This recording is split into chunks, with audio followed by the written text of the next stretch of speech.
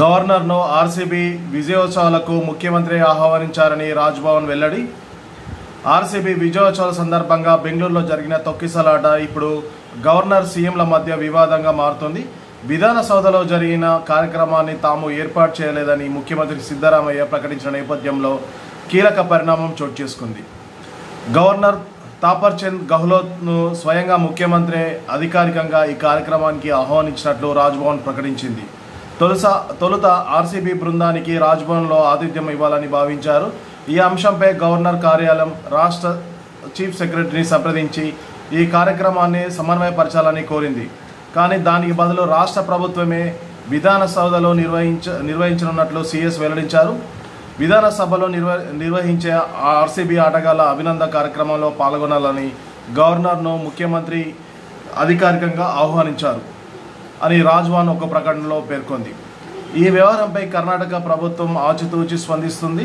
తొక్కిసలాట చిన్నస్వామి మైదానం వద్ద చోటు చేసుకుందని, అంతేగాని విధాన సౌధ వద్ద కార్యక్రమం సమయంలో ఎటువంటి అవాంఛనీయ సంఘటన జరగలేదని చెబుతుంది.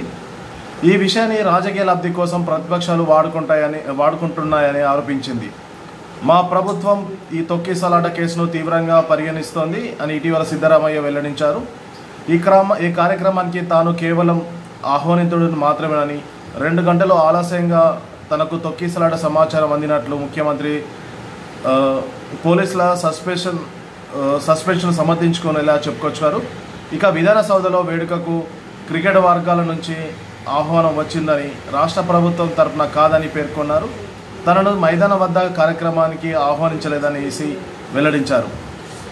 అలాగే ఆర్సీబీ కార్యక్రమానికి ముందే సిబ్బంది పరిపాలనా సంస్కరణల కార్యదర్శి జి సత్యవతితో సహా పలు ఉన్నతాధికారులకు అసెంబ్లీ భద్రతను చూసే డీసీఎం కరిబసవన గౌడ ఓ లేఖ రాశారు. అందులో క్రికెట్ జట్టుకు దేశవ్యాప్తంగా అభిమానులు ఉన్నారు. విధాన సౌధలో కార్యక్రమం నిర్వహిస్తే లక్షలాది మంది అభిమానులు వచ్చే అవకాశం ఉంది. సిబ్బంది కొరత కారణంగా వారిని నియంత్రించడం కష్టమని ఈ లేఖలో పేర్కొన్నారు. స్టేడియంలోకి వచ్చేందుకు జారీ చేస్తున్న ఆన్లైన్, ఆఫ్లైన్ ఎంట్రీల పాస్లను కూడా నిలిపివేయాలని ఆయన కోరారు. కానీ ఆర్సీబీ ఈ కార్యక్రమాన్ని నిర్వహించడం, ఆ లేఖను వారు నిలిపివేయాలని కోరిన